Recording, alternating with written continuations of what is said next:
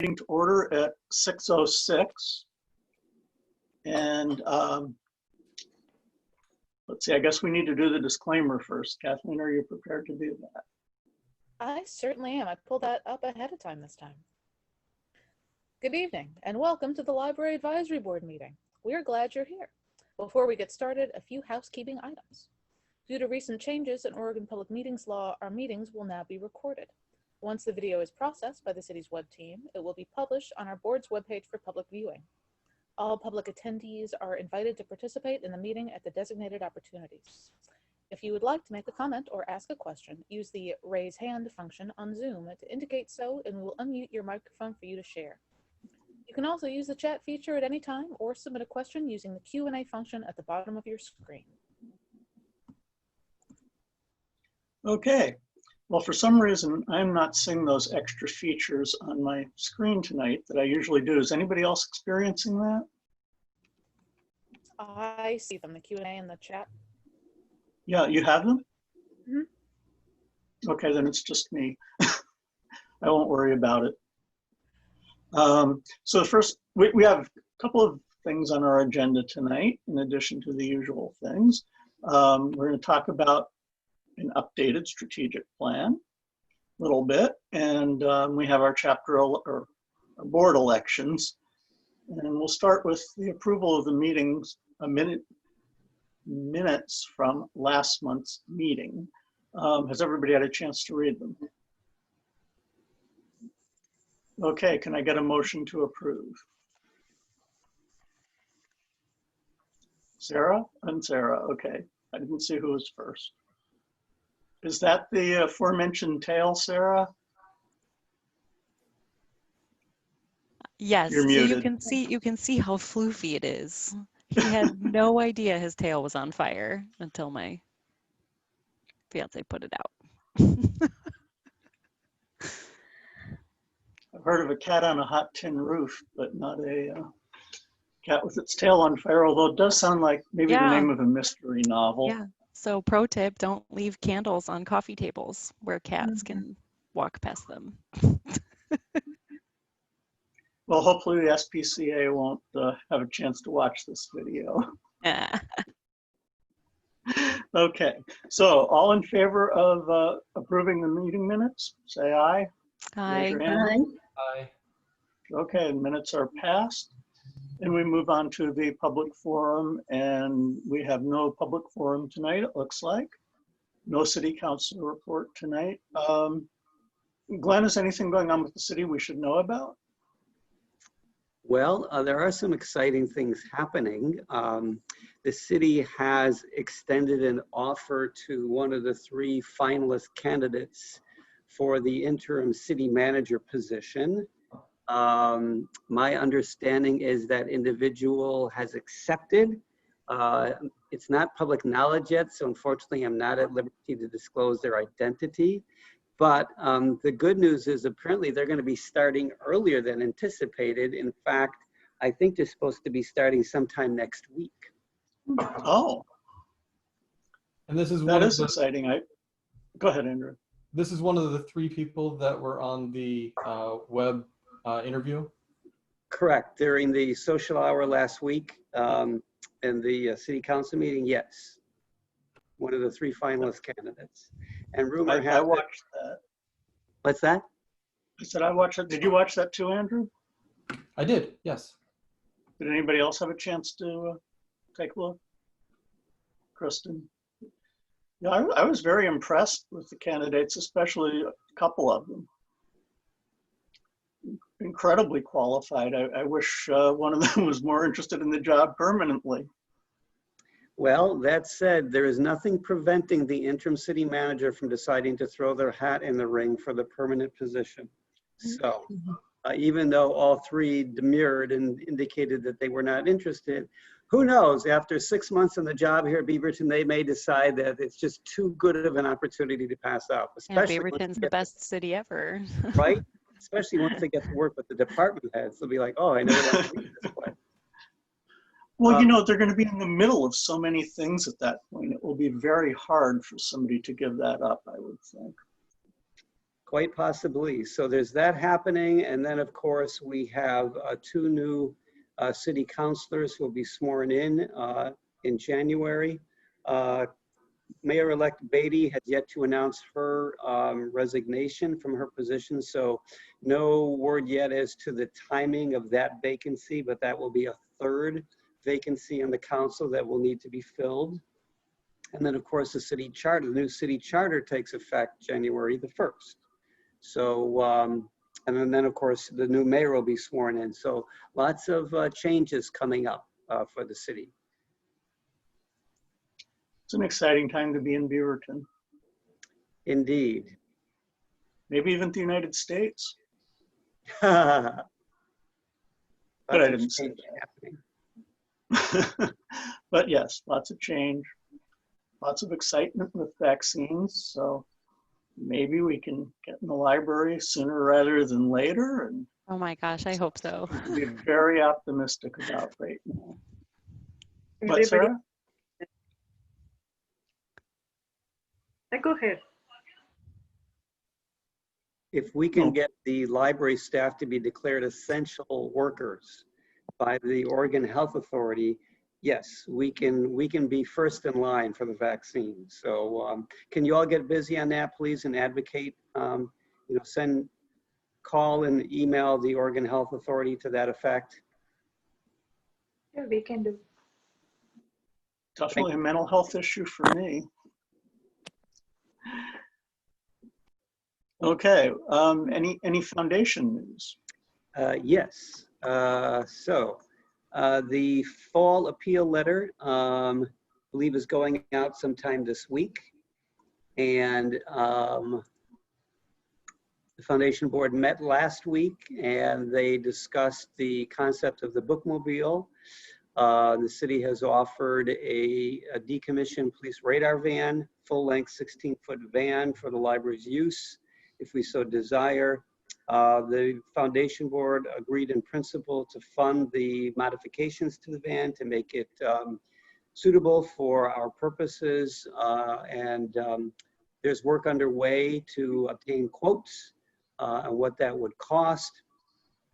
And actually, I have a meeting scheduled tomorrow morning with Mike Sturley, who's the city's fleet manager, to talk about the van because he has some information that he shared with me earlier today that may impact our decision on whether or not we decide to move forward with that particular vehicle as opposed to a different.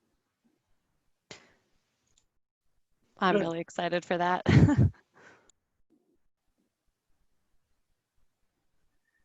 Okay, Kathleen, any news about the Friends? Yes. So briefly, so there are two new officers that are officially now started with the Friends, and there are two more board members that are going to be joining the Friends after the beginning of the year. So we're going to have 4 new members on the board. The big issue that came up recently in the Friends is that one of the PayPal accounts that some of the book sale money was frozen for no apparent reason. And so there was a large sum of about $7,000 that was inaccessible because of this freezing by PayPal of the account. So they're looking into alternative methods of accessing the money. We had a really good conversation about who are the people that are on the bank accounts, and should that be one person or should that be just an account that's accessible by multiple officers, or how to prevent this from happening going forward. And the big news for us is that, relatively speaking, from this year, sales of books are on track besides the big book sales. So if you take out the amount that we would expect to have from the big book sales that are from the library, all the Amazon sales and the A-book sales and the other book selling apparatus that we have in place, we are on track for how much we would expect to have, less the amount from the big book sales. So That's good. it's amazing that they've just really done a 180 and focused very heavily on online sales. and it's been paying off. We are still doing okay in terms of raising funds for the library by selling old books. Donations are still up. We still have volunteer staff that are focusing on putting books on Amazon and working in the book corner in socially distanced manner. So all in all, the book corner has just done a phenomenal job this year of being able to stay on track and raise funds consistently, even with all the uncertainty this year. So they are doing okay. I have Good. a question on that. I'm actually curious. So are they like stockpiling books to have a huge book sale once this all clears, or because I am dying for those things? So one of the consistent issues with the book corner is the lack of room. So they have books Storage, right? everywhere, and so a lot of the sales, a lot of the things that they're doing to sell books right now, they're doing it at less than cost. One of the methods that they're selling books right now, they're selling books at like 2 cents a pound somewhere, and that's just because they need to get books out the door. So they're selling books that if they had time, they might be able to sell them individually, or if they knew what books would sell if they put them on Abe, or if they put them on any of these discount book sites. But just because they have more books than they can feasibly handle like that, they sell books en masse. Okay. And so that's one of the methods of gaining funds. And it looks like we have another new teen council rep tonight. Is it pronounced Helena like in Montana, or Helena? It's pronounced Helena. Okay, so hello, my name is Helena Lieu, and I'll be representing the Teen Library Council this meeting. One of the biggest accomplishments we've had this month is our podcast, which is a little bit over 30 minutes this time, which is our longest podcast that we've had so far. You can check it out on the Beaverton City Library website. We've also decided on creating how-to videos in order to reach out to our community during this time, to find out, to provide different ways for kids to make crafts, or teens to get more involved with their library, especially when you can't physically go to there. Also, we will be partnering with, well, it's not official yet, but we might be partnering with a Girl Scout to create a writing project to get a teen perspective on the COVID-19 situation. So then each of us will write maybe a page or so on reflecting on how COVID has impacted us as teenagers, as opposed to having an adult perspective on the situation. And also we will be participating in the One Book, One Beaverton event in January. Very good. I have a question. Yeah. How was your night? Sorry, could you repeat that? You had a game night program, yes? Game? Yes. That was in order for us to build more trust and communication between the library members, because I feel like during this time, it is very difficult to connect with each other in the way that it was possible physically. So we kind of tried to solve that during having a game night where we could get to know each other better, especially with the new members. It's ongoing, or it is for a month? It's done. We will make it ongoing. So then that could be an overtime thing. And also the reading club, book club you have. You're having a book club. Yes, we're having a book club. I think we haven't decided on a book yet, but that's definitely happening. Thank you. Yeah, thank you for asking. I love the idea of getting the teen perspectives on how COVID impacted you. So looking forward to that. I have a teenage nephew, and I feel like it's been a lot harder. I mean, being a teenager is hard anyway, but 2020 has just made it so much worse. So that'll be good. Yeah, hopefully there's some positives. Yeah, I'm really excited on providing a teen perspective to this all. It's something we really haven't been hearing. And younger people are getting blamed for so much of the spread too. So I think that would be something really useful for people to hear. Agreed. Different perspective. Well, very good. Thank you very much for the report. Any other questions?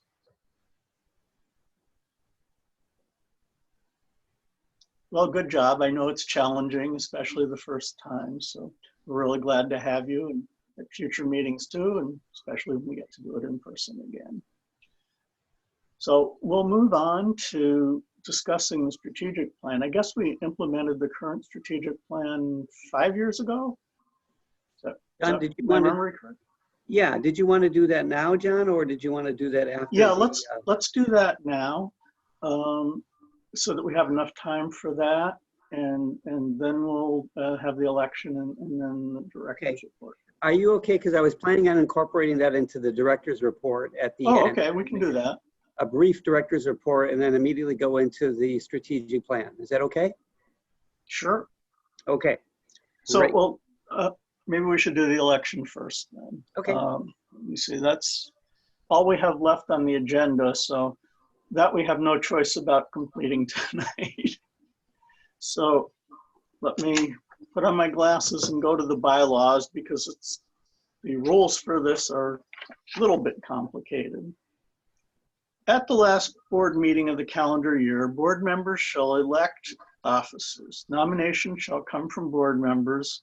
The officers shall be elected in the order of chair and then vice chair. There's something about a tie that probably won't matter, and a second tie. And then the city staff liaison, which is Glenn, shall administer the election process at the meeting. So Glenn, that puts the burden on you here. John, what was the last part of that sentence? The liaison should administer the... The staff liaison administers the election process. Oh, in other words, takes the nominations and does the vote and all that? Yes. Right. You're supposedly impartial.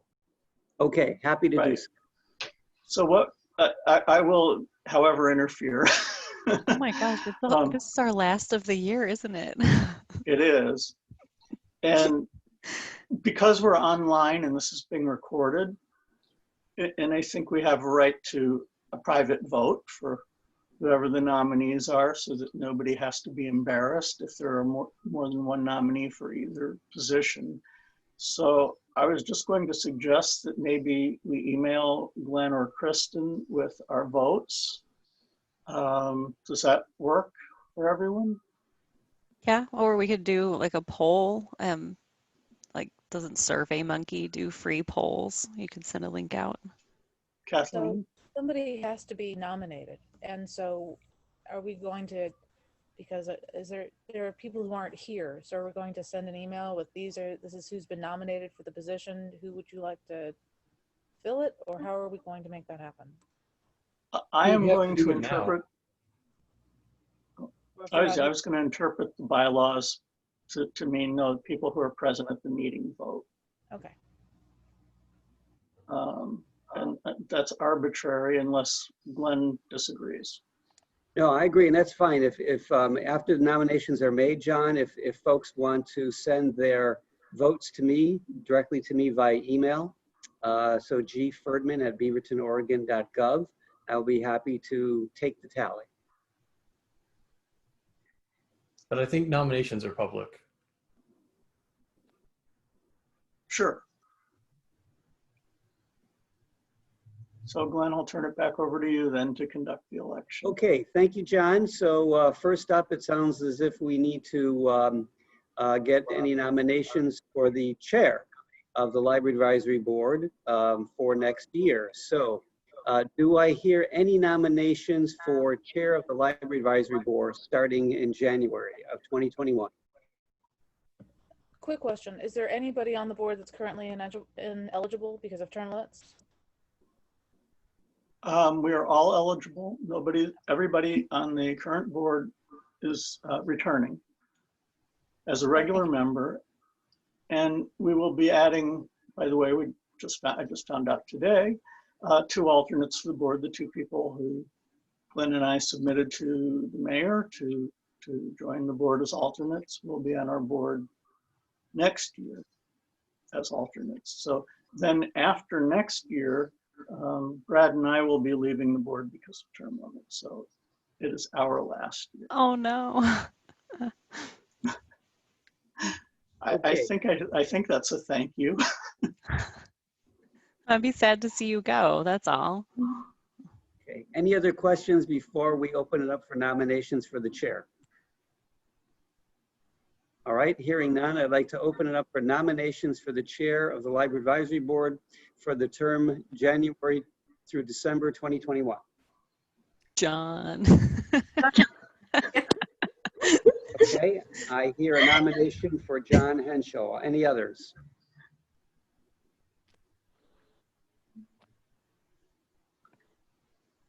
Kathleen? Going once? Huh? John will stay with us for the coming year also. Yes. Yeah, I will- we have a That's good. So John. Yeah. Sounds like May is seconding the nomination. Do we have any other nominees? I'll nominate Kathleen if she's interested. I'm interested, but I'm interested after John leaves. So John, back to the bylaws question. Does the nominee have to accept the nomination? I would think any nominee who is unwilling to accept should state before the voting, but it doesn't specify. Okay, that said, do you accept your nomination for chair, John? I will. And Kathleen, just to clarify, do you accept or not your nomination for chair? I do accept my nomination for chair. Someone needs to primary John. When he's what? Someone needs to primary John. Keep him on his toes. Okay, so we have two nominees for chair, if I understand correctly, John and Kathleen. Okay, any others?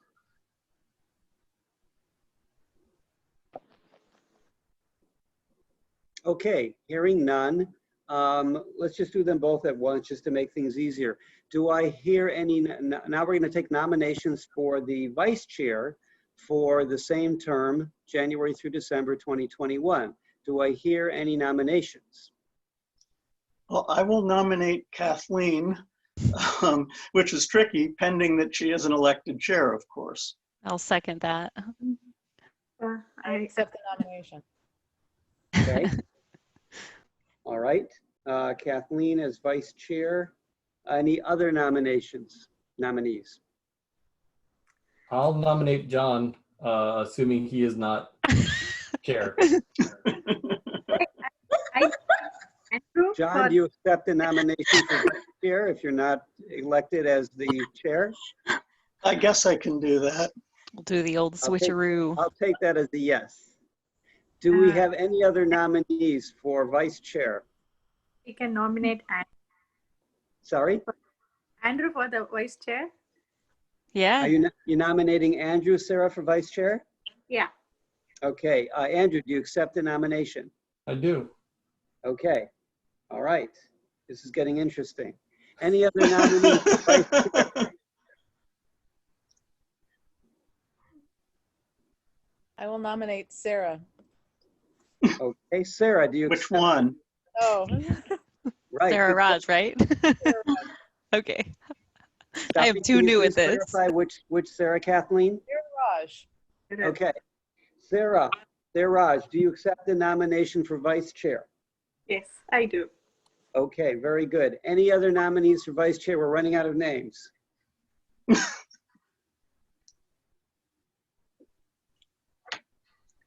Okay, before we vote, I skipped over the tiebreaker rules because I didn't think they were going to come in play. I think I'd better read them now. It says, in the event of a tie vote, one revote shall take place among the tied vote receivers. In the event of a second tie, the office shall be decided by the flip of a coin. All right then. Thank you, John. Okay, hearing no further nominees for the vice chair, now I propose that all members of this board send your vote for chair and vice chair to me via email. Again, as follows. The two nominees for chair are John and Kathleen. We have 4 nominees for vice chair: Kathleen, John, Andrew, and Sarah.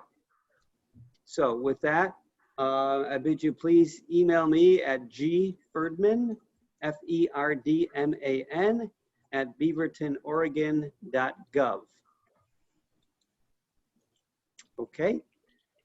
Give everybody about 5 minutes, John, or 10 minutes to vote. So, well, you'll know when we're all done. Yes. Meanwhile, do we have any Jeopardy-like music that we could play? Wait, let me go find a kazoo.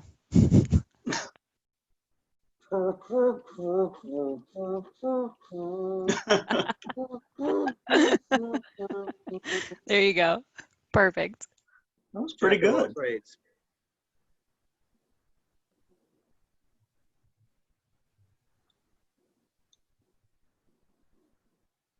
I will do my best to ensure a safe and secure election. We're not going to We don't demand want any revotes, lawsuits. recounts. Sorry. He's going to count For 8 anyone votes. claiming the election was rigged. What's that, Oh, Kathleen? it's going to be 8 votes, and there's only 4, 5, 6 of us. Well, except Glenn knows how everyone voted since they're coming from our email addresses. That's true. It'd be pretty hard to rig this election. Oh no, I'll I'm send him- making I'll just send him fake 2 emails. emails right now. Fake emails. John, I have a quick clarification question, rules question. May candidates cast a vote for themselves, for their own candidacy? It doesn't say otherwise, so I'd say yes. Okay, thank you.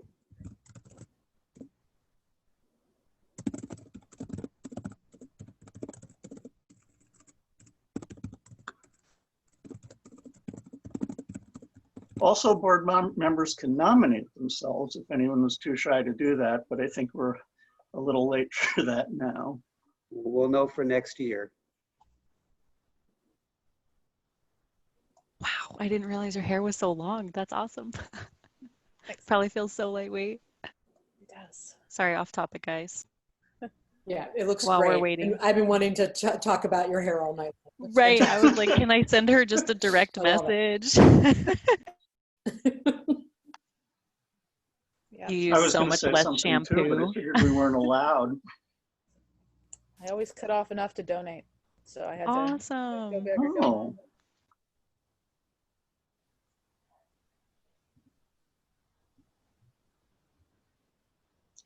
Well, we can chat among ourselves while we're waiting for the eagerly anticipating the election results.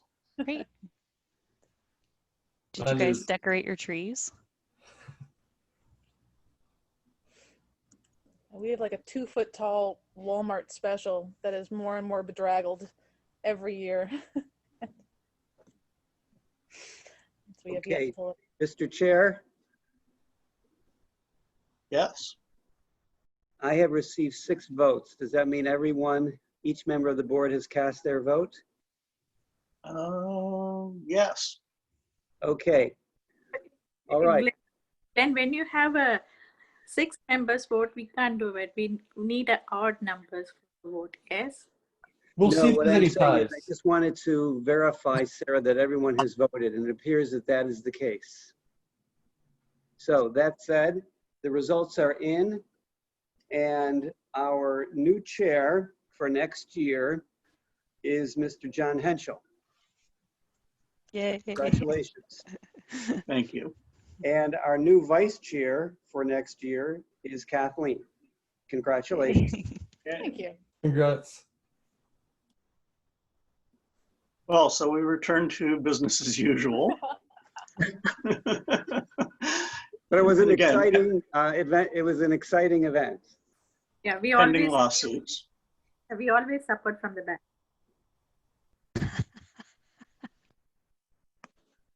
We have to have something exciting around here. And this will hopefully be the last election any of us has to deal with for the rest of the year. Okay. So we'll move on, Glenn, and you can allocate, we have close to an hour here, so allocate your time as you see fit for everything you'd like to talk about tonight. Wonderful. Thank you very much.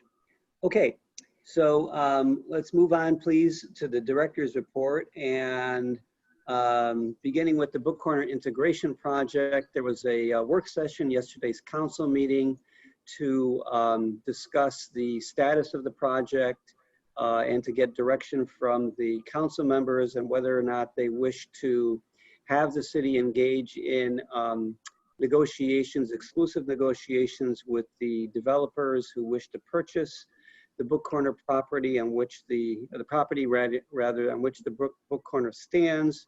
They, the developers currently own the property immediately east of there, and they wish to develop it into a mixed-use type of combination of residential and commercial space. And then with the understanding that the retail operation of the Friends would be integrated into the main library. Proceeds from the sale of that property would then go towards making any necessary modifications to the main library in order to incorporate the Friends retail operation. There was some council one-on-one meetings in which we were involved last week, or the week before last actually, on the South Cooper Mountain development, which is another mixed-use development, combination of residential and commercial space, including a proposed new branch library, which would be the anchor of the site. And the purpose of the one-on-one meetings with the councilors was to bring them up to date on the plans for that project. There is a developer under contract called Wish Camper who is tasked with developing that site, which will include a combination of affordable market rate, senior housing, a daycare center, and as mentioned, the branch library is the anchor of the site. During those sessions, we received feedback from City Council, which the Community Development Department, which is taking the lead on this initiative, will be incorporating into plans moving forward. So it's not a done deal yet, but there's additional work to be done in order to secure approval for the project. And eventually that branch at the South Cooper Mountain, the intent would be that it would replace the Marie Scholes branch either prior to or at the end of the lease term, which currently expires at the end of 2026. As mentioned, the library is also exploring the possibility of an additional fleet vehicle to expand its outreach efforts, as mentioned earlier when providing an update about the foundation. And the program for that, additional fleet vehicle would include, in addition to books and other materials, things like Wi-Fi hotspots, laptops, and other mobile devices for folks to use and or to borrow, with the idea that the fleet vehicle, the van, essentially would be visiting places like daycare centers, senior centers, apartment complexes in areas that are currently underserved by the library. And then moving on to personnel news, Melissa Little, who was our Access Services Manager, her last day was Tuesday, December 1st. And that position is currently being co-managed by two other library managers, Michelle Caldwell, who's our Manager of Materials and Operations, and Dawn Borgart, who's our Manager of Public Services and Programming. And as far as plans to fill that vacant position, they're dependent on a number of factors, including our strategic plan, as well as ongoing reorganizational efforts, as well as the budget. And then the other vacant position we have, the volunteer manager position. If you recall, Jennifer Johnson, who held that position until recently, when she was appointed the new Diversity, Equity, and Inclusion Project Manager for the city. So we're currently recruiting an interim volunteer manager for that position. We have 3 candidates, and we're in the process of reviewing their credentials prior to scheduling some interviews with the finalist candidates.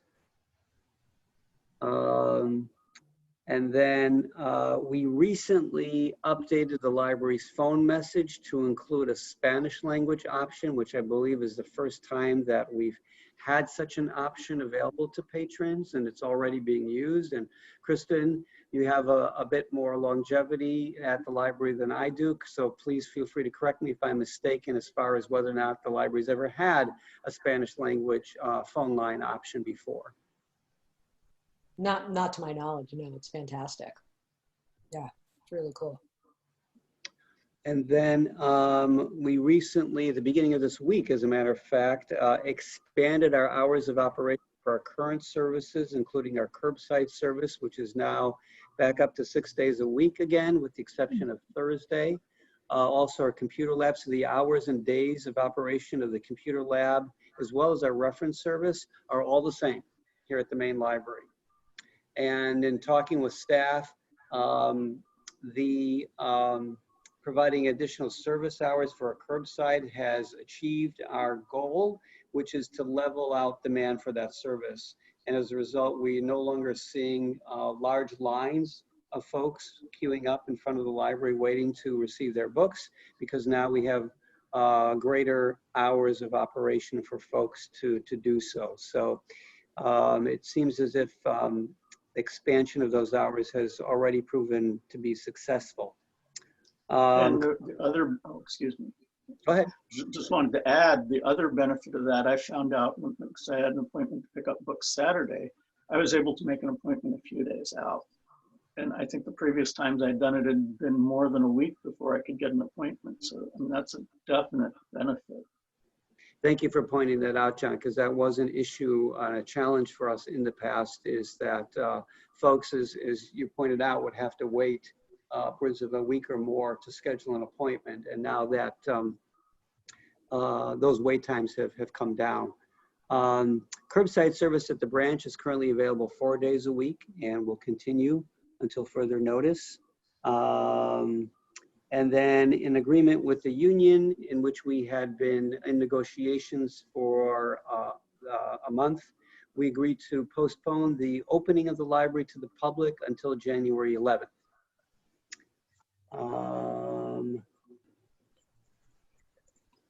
Let's see, that brings me to, we have one patron feedback form, for lack of a better word, that we received in the last month. And it was a handwritten note, which I'd like to read to the members of the board. It's from a patron by the name of Andy Lucas. And he says, "To the good folks at Beaverton Library, thank you for the guitar and letting me keep it for so long. I had the good fortune to find it available back in March, the day before everything shut down. I played it so very much during quarantine. It helped keep me sane. I've now renewed it several times, but it is time for it to come home. I added the capo to the collection. Consider it a donation. Thank you for all you do for the community, Andy Lucas." Fantastic. Wonderful. That's wonderful. So he had it checked out when everything shut down and got to just keep it indefinitely. I'm so glad he got to learn the guitar. Yeah, it's a very great. Indeed. He had it. I'm sorry. I was going to say I got lucky because I had checked out the keyboard the week before we shut down, and I had that for 5, 6 months. I still can't play piano, but it was fun to have to play piano. And the last item on the director's report before we go into the strategic planning presentation is that earlier this week, in fact on Monday, I presented the outline of the plan, which you will see momentarily, to the library executive team, and received positive feedback. No one threw tomatoes at me. That was good. And the plan will replace our current strategic plan, which expires in June of 2021. The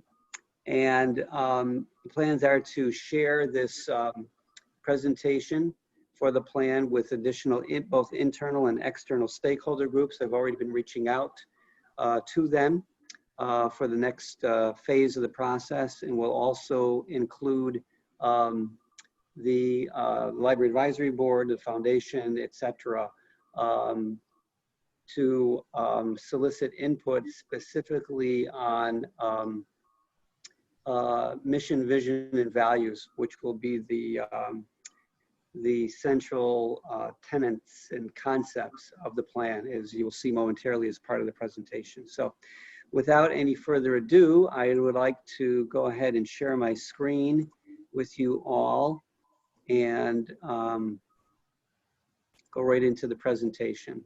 So can you see the presentation on the screen? Yeah. Yes. Okay, very good.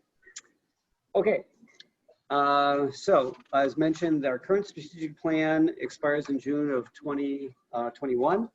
So we have recently kicked off the planning process for the new plan, which is proposed is a 3-year plan, and that is by intent, given the changing nature of the world around us.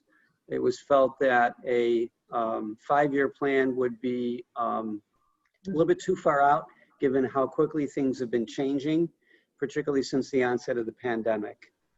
And what we're also proposing is a very streamlined approach to strategic planning in order to come up with a plan that is very flexible, adaptable, and responsive to the changing needs in the world, so that we can align our efforts in the library to meet the needs and the ever-changing needs of the community that we serve. So here's a table of contents for the plan, or the presentation rather. And I would like to start off with a little pop quiz for the members of this board. The first one is, can anyone recite for me, from memory, the library's mission? Moreover, can anyone tell me what is the library's vision statement? And that I'll allow you to use Google to see if you can find it. Finally, can anyone name 3 of the library's values? There are a total of 5, but just name 3 of them.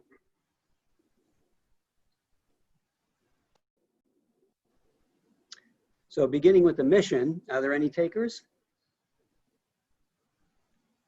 Okay, if not, I'll read it to you. Mission of the library is to foster community and enrich the lives of individuals through learning, engagement, and connection. Okay, what about the library's vision statement? Any of you found that yet? My book is in the other room. Well, it's okay, Sarah, because it's a bit of a trick question. And the reason for that is the library does not have a vision statement. So that's one of the things that we will be developing as part of the new plan, is a vision statement, and more on that in a bit. Lastly, the library has 3 value statements as found on page 6 of the current strategic plan, which is accessible on the library's website. And they are inclusiveness, learning, relationships, respect, and valued staff.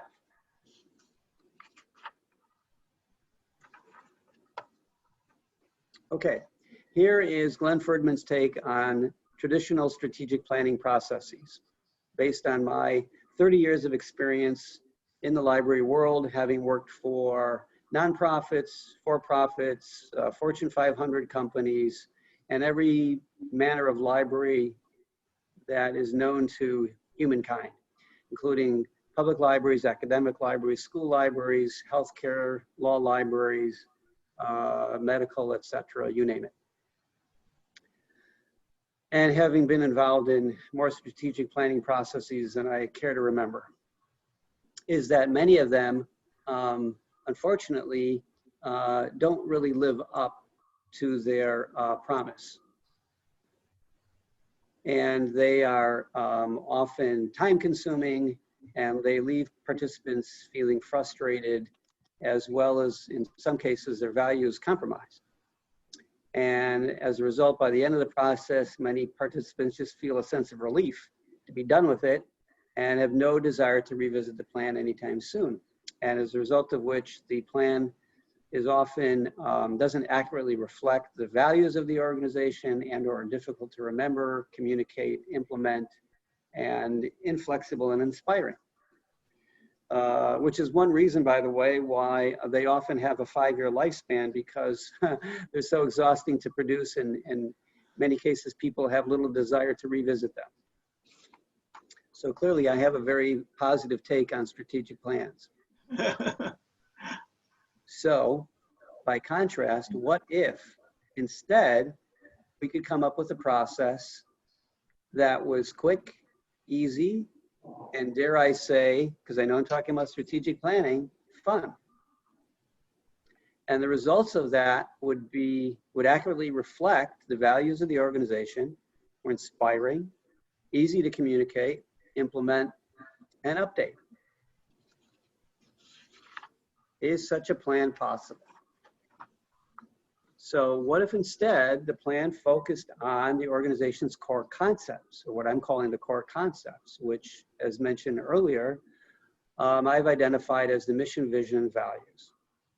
So what if those concepts actually drove the plan, instead of just being things that we come up with and then we forget about and we revisit every 5 years, but rather those were the things that really drove the strategic plan. So such an approach would be, I think, easy to remember, or easier to remember and to communicate, ideally inspiring, flexible, and easy to implement as well as measure.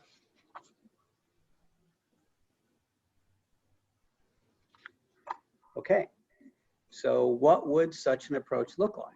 So let's take a look at each of those concepts, beginning with the mission statement. So a mission statement is a statement of what an organization does. For example, if we were an energy company, we might say, we provide clean, affordable, sustainable, and reliable energy to the residents of Monroe County.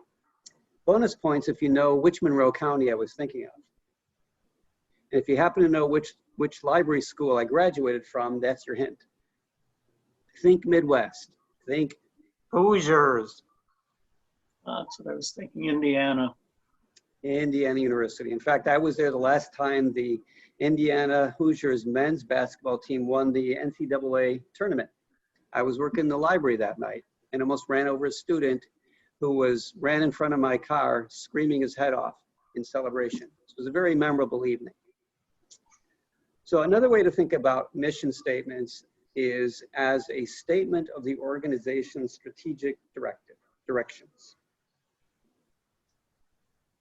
In fact, our current plan adopts a similar approach.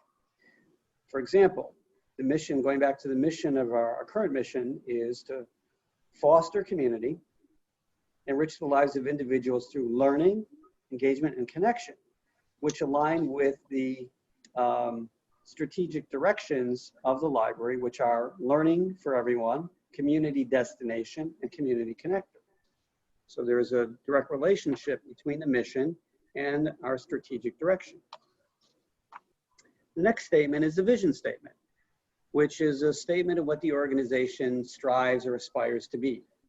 For example, vision of that energy company might be, we bring light to the world. The vision statement is a way for the organization to express its passion about what it does and what it wants to become. What about values? Values reflect how the organization interacts, both internally with each other and externally with the community that it serves. So for example, the values of our energy company might be respect, integrity, transparency, sustainability, and stewardship. So if we put it all together, our mission is, we provide clean, affordable, sustainable, and reliable energy to the residents of Monroe County. Our vision is, we bring light to the world. Our values are respect, integrity, transparency, sustainability, and stewardship. Okay? Question: how do these key concepts translate into planning and action in the life of the organization? The answer is that those concepts inform the creation of goals, which translate those concepts contained in the mission, vision, and values into concrete actions based on the goals. So for example, based on the mission of our energy company, we provide clean, affordable, sustainable, reliable energy to the residents of Monroe County. We might create a goal that states, ensure clean, affordable, sustainable, and reliable energy across the entire county. We then begin to identify specific tasks that we need to do to successfully meet that goal, including developing infrastructure, energy sources, pricing, delivery, communication mechanisms, and so on. Now, what about future trends? Are we ignoring those? How do they fit into the model? Well, of course, we always want to be on the lookout and keeping abreast of trends as well as best practices for that matter, and predictions about the future, which would also be factored into the creation of those goals and tasks. And actually, now that I mention it, should also be taken into consideration in thinking about the mission, vision, and values. So it's not as if we are turning a blind eye on the future, but rather everything that the focus of the core concepts, mission, vision, values would be future directed. So one of the keys is timing. So back to Glenn's take on strategic plans, a shortcoming of many of them in my experience is the temptation to try to predict the future, which, as we know, thanks to COVID-19, is nearly impossible to predict. And not only that, but has demonstrated to us that circumstances can change very quickly. And rather, one of the benefits of this streamlined approach is that the key concepts in which the plan is based, i.e. the mission, vision, and values, are not subject to the same type of rapid change as are elements of a traditional plan.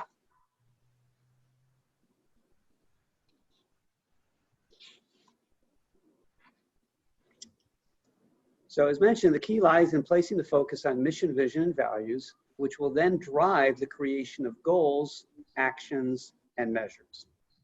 Those goals, actions, and measures would be developed annually or perhaps even semi-annually, and will thus be more reflective of the actual reality and needs of the present.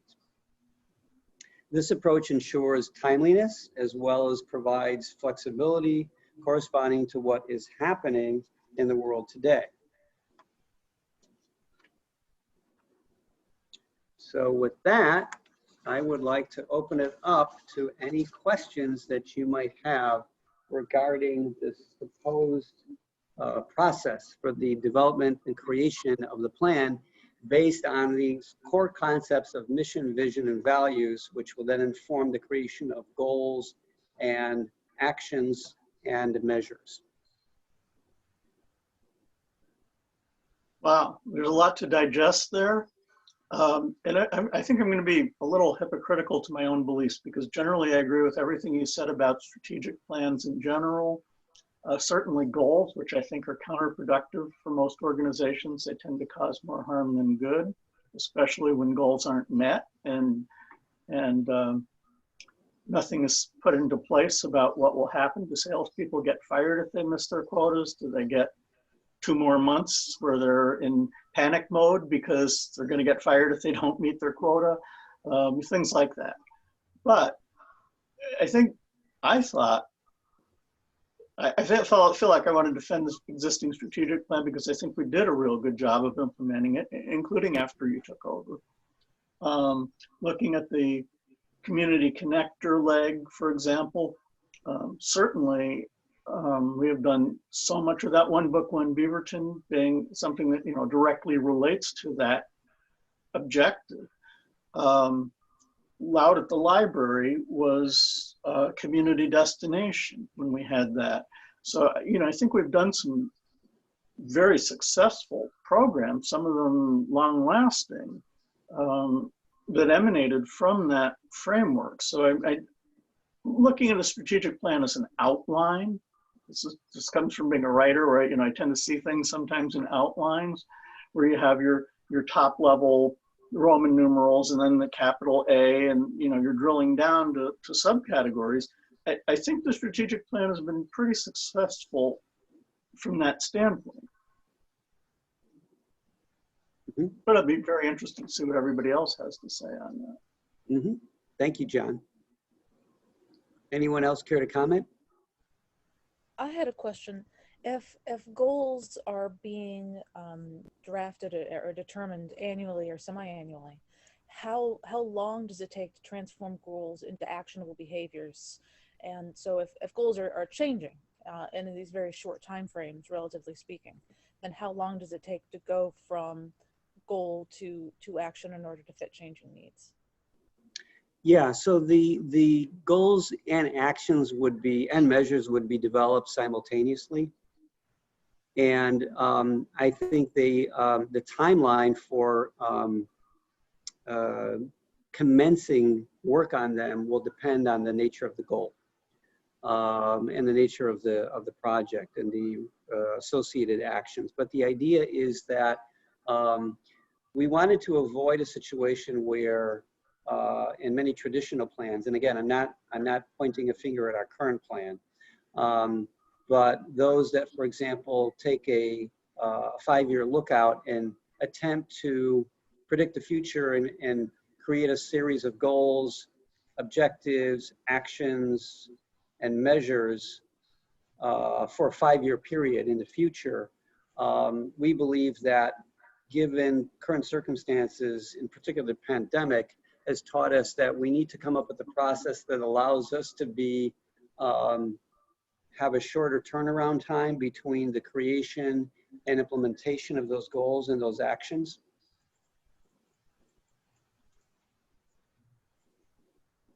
Absolutely, and I think the library has done a phenomenal job of doing that. I mean, seriously, you guys have just been wonderful at adapting.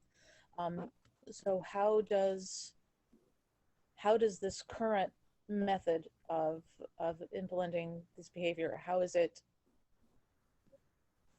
differ substantially from the way that we're doing things now? Is it just the timelines? Is it the adaptability or the ability to change, or what exactly are you hoping to change fundamentally? The way that it differs essentially is the focus. So we're putting the focus on the mission, vision, and values. The vision will be brand new for the library. And again, Kristin, I defer to you, whether or not the library's ever had a vision statement in the past.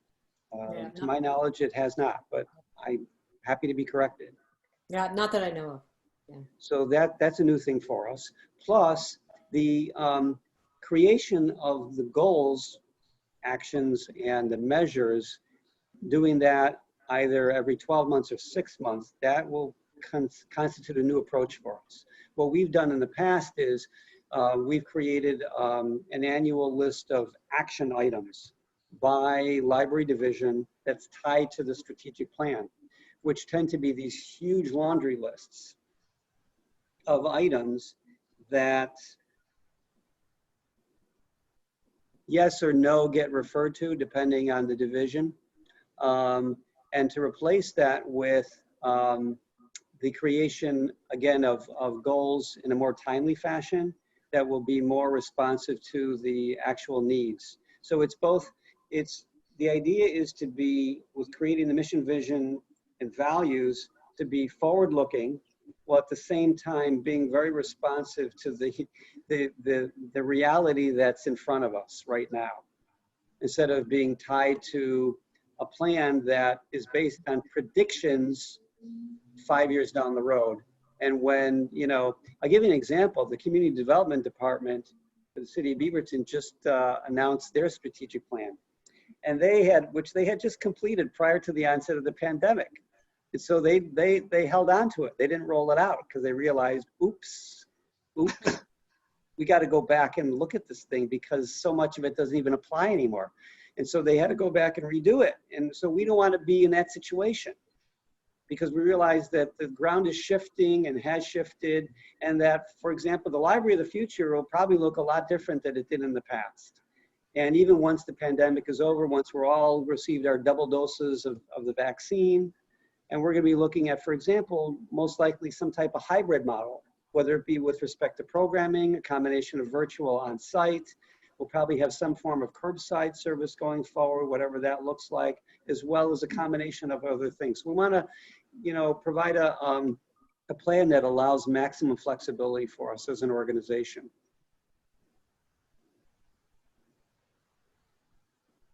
Thank you very much. I think that sounds great.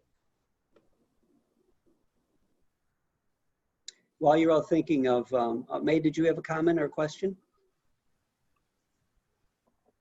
Yeah, once we set the mission and the value, and then we come to the goal, then I think it has to be very flexible. Otherwise, just in case, like here in this year, things changes so quick. So even we set the value, goal, mission, whatever, has to be adjustable and has to be flexible. But for this year, I think it's not easy to make a good strategic plan. Things change so quick, unpredictable. Exactly. So you have a very difficult task, actually. Exactly, which is why we want to put the focus on the things that we don't believe. Things so unpredictable, so it's hard to forecast. Precisely, and so that's why we want to put the focus on those three things, those core concepts, mission, vision, and values, which have more durability and don't change as often. And to your point, I mean, I think we need to be open to the possibility that instead of updating our goals on an annual basis or every 6 months, we need to be prepared, and to your point too, John, to update those goals whenever necessary. And that could be a month down the road, depending on what's happening in the world around us. I don't want our managers and supervisors and staff to be tied to a specific goal just because we wrote it down 6 months ago and believe now we are required to do this thing, even though the reality in the world has changed. So are we going to have the mission value being set first? Yes. When? Now? Oh, thank you for that segue into next steps. I've already been scheduling meetings with internal and external stakeholders with Kristin Fidler to host 90-minute brainstorming sessions. Okay, that's good. To help us develop our mission, vision, and values. And that I hope to do, John, this is, sorry, but breaking news here, at next month's lab meeting, to set aside a portion of that, or perhaps the entire meeting, if you'd be willing, sure. dedicate that to the development and creation of suggestions for our mission, vision, and values. Okay, I like the idea of, I'm going to say working backwards, but it isn't, just thinking of what we have now and kind of what you're talking about. Maybe a little less theoretical and thinking customer up instead of library down. So that what doesn't change is the community's need for educational and entertainment resources, community connection. What does change is the ways in which the library can, I mean literally can deliver them. Obviously, being closed limits what the library can do. So if we look at it from that perspective, what does the community need? Maybe looking at our surveys in particular, trying to derive a lot of the plan from the comments on the surveys and the areas in which we're the strongest that people appreciate about us. Yeah, I think the appreciation for the library has probably never been higher because you don't know what you've got until it's gone type mentality that we all have has come into play here. Yeah, I agree. So when you don't have this access to the library, you feel like I need to go right now to the library. And John, to your point, yes, those are all things that encourage you all the members of this board to be thinking about, between now and our next meeting, which will help inform those ideas for the creation of the mission, vision, and values. Those would be very important in helping us develop them, because we want them to encapsulate and capture those ideas and those concepts and reflect those ideas and concepts. Hey, sorry, can we get a copy of the, excuse me, copy of the PowerPoint? Just might help me brainstorm before we come back next month. Yes, I will do that. Thank you. Yeah, I agree. We have to do a reverse engineering from the. So what is the purpose to make us be more focused on our vision and mission?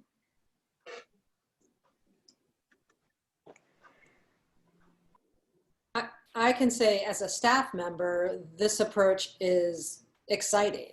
It always felt, this feels nimble and responsive. And before, as a staff, like these 5-year plans that felt unwieldy, and I never really knew, especially as, I'm sure the managers had a much better grasp of what was going on, but as, a paraprofessional, and the majority of the library staff aren't at that level, it was always like, oh, what's happening? So this is the first time I've heard of Glenn's ideas tonight, and it feels far more engaging than previous ones that I've lived through. So. Yeah. Do you feel then that the current plan didn't, well, it sounds condescending to put it this way, but get down to your level then, kind of in response to what you were saying? It did, but in very kind of like long tail ways, like in some meeting 3 years later, not in a, and that might be me too. Other staff might have different experiences with it, right. But it was there. It was like kind of in the air we breathed, but not in a specific way, because it was so organized down to, and it was kind of like, well, where do I start with this thing? So. Where do I fit in? Maybe. I mean, I think some incredible things were achieved, right? Like looking back, it's like, oh, having that framework was useful, but as an employee myself, I didn't see my role in that. So I think maybe, Kristin, I'm kind of summarizing what you said, but this is something Glenn's talked about in the past too. It sounds like part of the strategic plan going forward needs to be an employee engagement.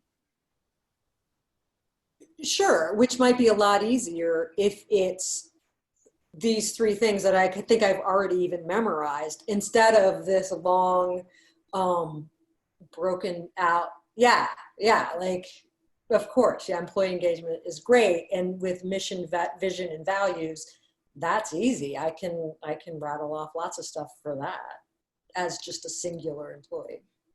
I think it's great when job descriptions dovetail with the strategic plan, where something is tied in. So looking at that outline, maybe you're at, lowercase b, and you get into the individual job descriptions.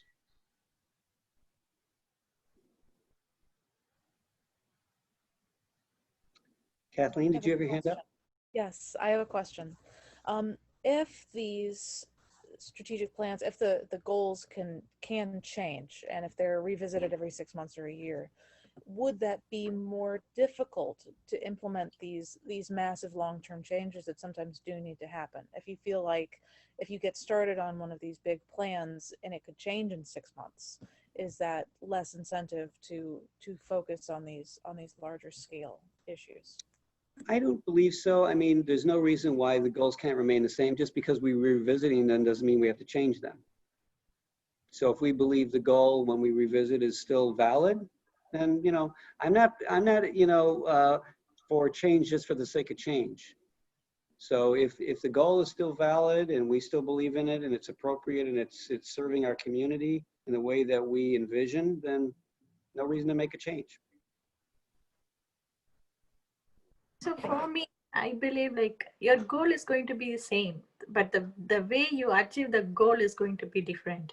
It is going to be based on your circumstances or the situations you are in. So making a vision and goal statement, it is going to stay the same. How you are going to achieve or how you are approaching it, how you are handling it, it is going to be different.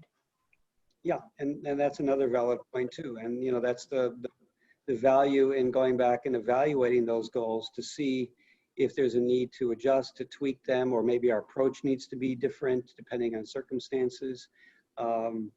It's meant to be sort of a living, breathing document, if you will, and the only things that really are not anticipated will change very much, if at all, at least over the 3 years, but who knows, would be those core concepts, the mission, vision, values. If we do them right, I think they can stay in place for 3 years.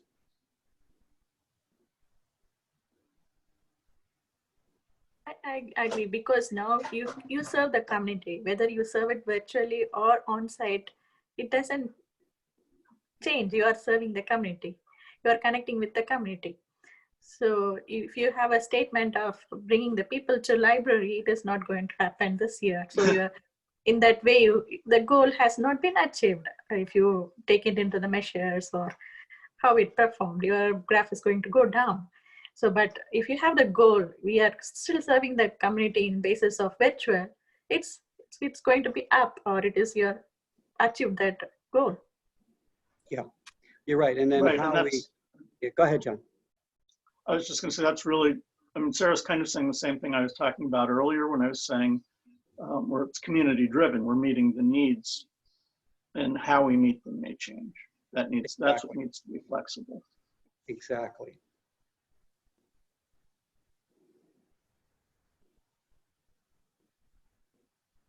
So as mentioned, the next steps, you know, schedule a series of meetings with our internal, external stakeholders. I've already reached out to all my colleagues in all the other city departments, and the suggestions are coming in fast and furious as far as who wants to participate in the process. And just the fact that the people, my colleagues, have responded so quickly indicates to me that they're also excited by this, that they see the value and the fun in doing it this way, because it's a radically different approach to doing strategic planning. And most people, if you ask them, hey, could you nominate a few people from your department to participate in the strategic planning process? They'd be like, are you kidding me?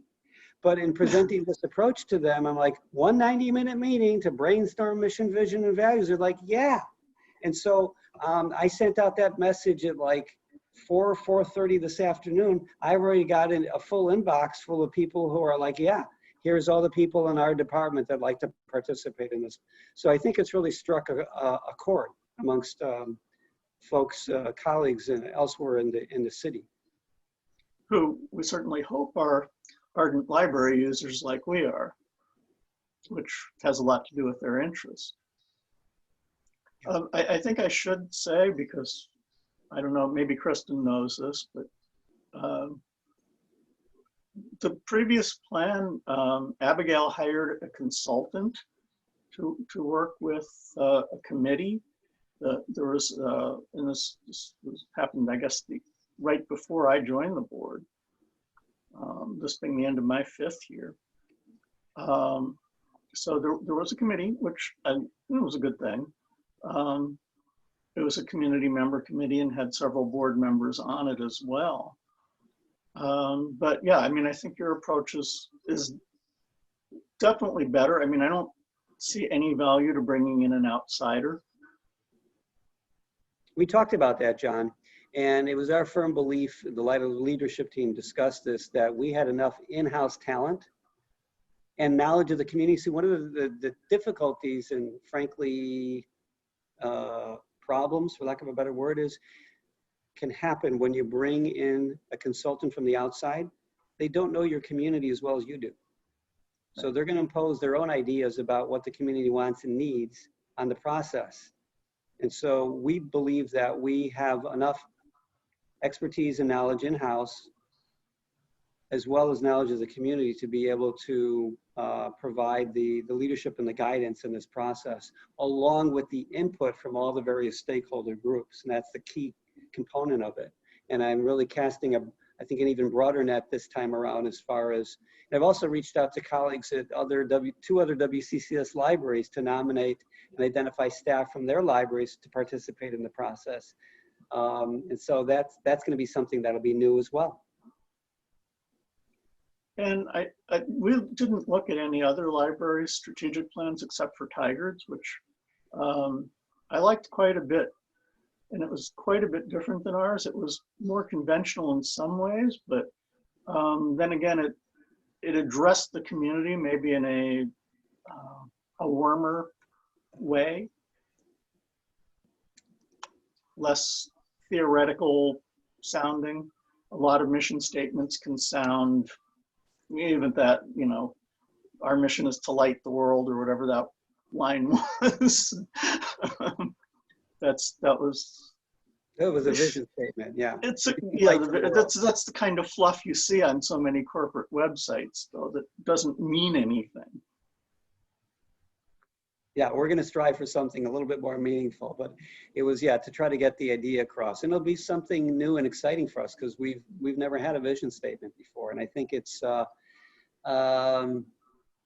I think that, if I can be frank, that you see the results of that when you look around the library. I mean, I think we're doing great things, don't get me wrong, and have done. I think we could be doing even greater things if we had a mission to guide us, that we could, you know, strive for and really, you know, extend ourselves to, and that would serve as our, you know, North Star or guiding light.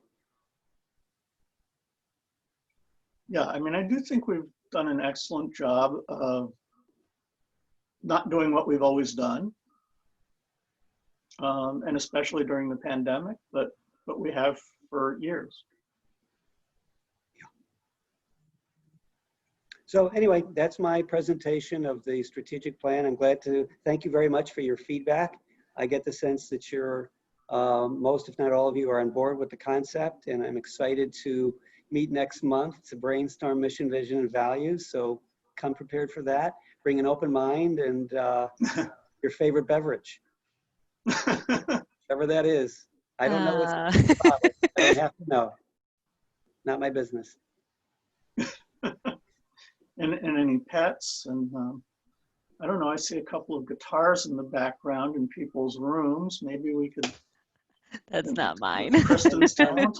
We could end with a song. I wish I was that cool. Kristin is our song leader, song circle leader, so maybe she can lead us in. Hey, maybe we can come up with a library song. Perfect. A jingle. We can do it. Jingle. That's right. Mission, vision, and jingle. Sorry, Kathleen? 1 month is plenty of time to learn the piano, Kristin. Yeah.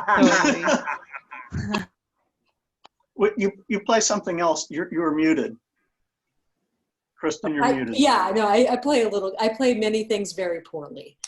But yeah, piano is what I play in my dreams. I dream by playing amazing piano, and then I sit down and I'm like, I don't know. Well, between your piano and Glenn's mouth kazoo, we've got a band started here. I also play guitar very poorly. Awesome. Yeah, really poorly. If you want to hear some really poor guitar playing, I'm your guy. I'll bet I can sing worse than you can play guitar. I'm going to take you up on that, John. I think I might give you a run for your money.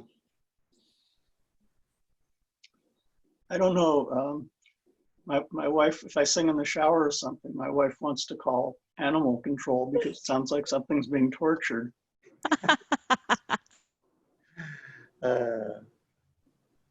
Okay, well, I think next month we will definitely plan to talk about the strategic plan and devote as much of the meeting as we possibly can to that. Awesome. Maybe some of February, and then Kathleen, we were talking about you putting together a presentation at some point, which can certainly interrelate with that. So maybe for February, maybe we'll want to talk more about the strategic plan in February, depending on what gets resolved in the first round of these brainstorming sessions. Oh, and by the way, John, one more thing. One of the reasons why this is on a kind of a fast track is that our line items for next year's budget, because the calendar just came out, the budget calendar just came out from the finance department, they are due January the 29th. So ideally, your strategic plan informs your budget. So we're hoping to have that completed, because after we do all the brainstorming and mission, vision, and values, it goes back to the library executive team to develop the goals, actions, and measures. And that will, so I hope to have that completed in time to submit the line items for the budget, because ideally that will inform what our budget looks like for next year. So that's one of the reasons, and that's the incentive to get it done as quickly as I'm hoping we can. Good. And thank you very much sir? for sharing that presentation with us. That was I'm very, very informative. Thank you. Pleasure. Were you going to add something, Sarah? Okay. Very, very good. Well, let's see. Next month, as I said, we'll have our 2 alternates. We'll have a big surprise.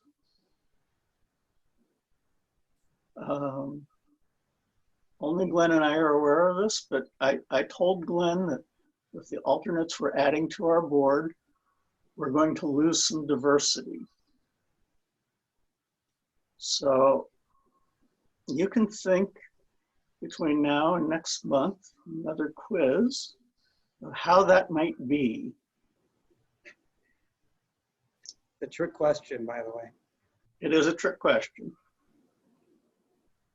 It's going to make things a little bit more confusing for us, but it will. Oh, Bring it's it more on. Sarah's, isn't it? Yeah, more Sarah's. You're on the right track. Oh boy. Start calling everybody by their last names. Middle name. I'll just go by my middle name. But you have 2. That's not fair. 2 last names. Kathleen, not Sarah. I do. Okay. Anybody have any last thoughts? Well, I want to thank everybody for participating tonight. It's been fun as always.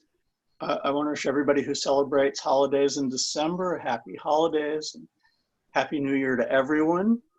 Kristin, I'm looking at a calendar where without my glasses on, I can't see, but it looks like maybe it's either January 5th or 6th is our next meeting, 6th, I think.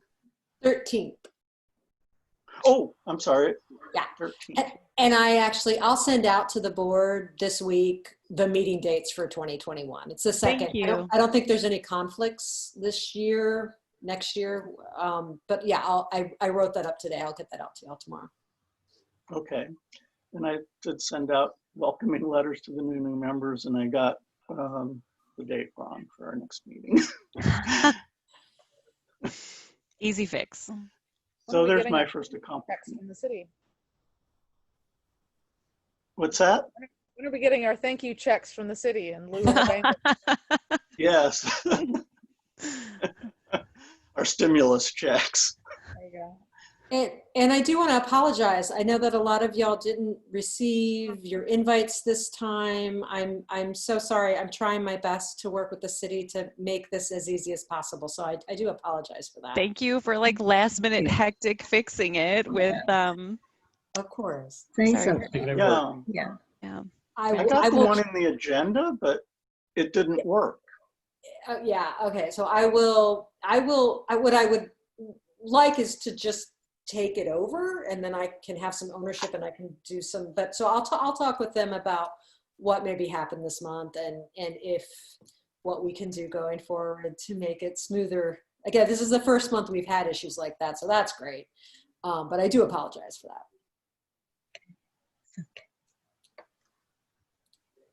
Yeah, I do prefer that meeting invite little earlier before the meetings, not so far. Yeah. Yes, they were supposed to send it a week ago and yesterday, and some of you didn't get either of them. No, I didn't get either of them. That's not good. So I'll work on December 1st. I got it for the December 1st. So I thought I got the invite for the library meeting, and then when I opened the email, I saw that it's for December 1st. It is not for today. And I was going through all my email, and luckily yours popped up. I immediately joined. So sorry. Well, I didn't get either of them. I didn't get any messages from the city, just from you. What are you guys doing? What are you doing? Oh, I'm sorry. Thought I was muted. They're both sitting at the That's door. How Tomorrow many is my animals do dog's you have 10th. in your house? Okay, I have a cat and a dog and a tortoise. A Oh, a tortoise. 27-year-old Russian tortoise that was thrust upon us within the last year. It was been in my fiance's family since he was a kid, and his mom didn't want to take care of it anymore, so we have a tortoise now. But it's my dog's 10th birthday tomorrow. She's gonna get a birthday steak. I got her a little filet mignon. Meanwhile, I'm Wow. probably gonna eat like noodles or something, but sorry. I hope you all have a lovely Christmas and Happy New Year. Yeah, happy holidays and happy New Year.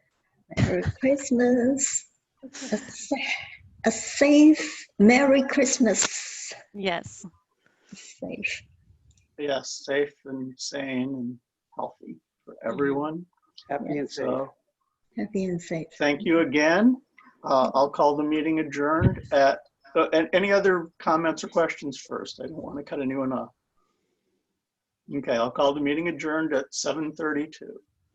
Thank you Good again. Night. Good night. See you all next year. Good night. Thank you.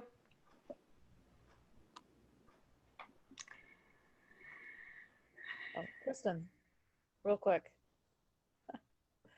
Sorry for no baby this time. She's sick. I know. Sleeping. But your haircut has been the joy of my day. I love it. It looks great. So if you can't have a baby, at least you have fabulous hair. I have the monitor here, and if she woke up, I was gonna go grab her real quick. Thank you for thinking of me. I've been thinking of you the whole time. I appreciate it. I know I'll get to see her again soon. Absolutely. Yeah, she has her first daycare cold, so she's Oh. sleeping it off. Oh, sweetie. Had to happen eventually. Oh, good. Have a wonderful holiday, and it's good to see you. Thank you. It's good to see you too. Take care. You too.